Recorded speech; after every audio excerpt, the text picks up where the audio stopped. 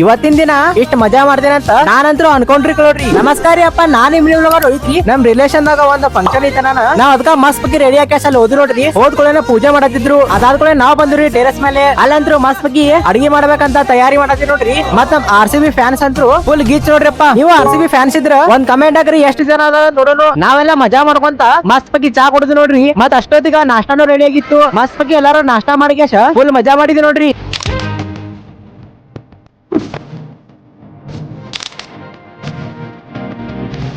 ಇನ್ function ಐತಂದ್ರ sound box ಎಲ್ಲ ಮಜಾ ಬರಂಗಿಲ್ಲ ನೋಡ್ರಿ. ಅದಕ್ಕ ನಾ ಸ್ವಲ್ಪ ಗುದ್ದಾರ್ ಕ್ಯಾಶ ಒಂದ್ ಸೌಂಡ್ ಬಾಕ್ಸ್ ಹಚ್ಚೆ ಬಿಟ್ಟು ನೋಡ್ರಿ. ಮತ್ ನಮ್ ಬೆಳಗಾವಿದಾಗ ಇಷ್ಟ ದಿನ ಕಡಕ್ ಬಿಸಿಲಿತ್ತು. ಈಗ ಒಮ್ಮೆ ಮಳೆಗಾಲ ಸ್ಟಾರ್ಟ್ ಆಗೈತಿ. ಆಮೇಲೆ ಅಡ್ಗಿ ಮಾಡೋದಂತ್ರ ಪೂರ್ತಿ ಕಂಪ್ಲೀಟ್ ಆಗ್ಬಿಡ್ತು. ಮತ್ ನಮ್ ಯುವರಾಜ್ ಬಾಯ್ ಎಷ್ಟ್ ಕೆಲಸ ಮಾಡ್ತಾನ ಅಂತ ನೋಡ್ರಿ.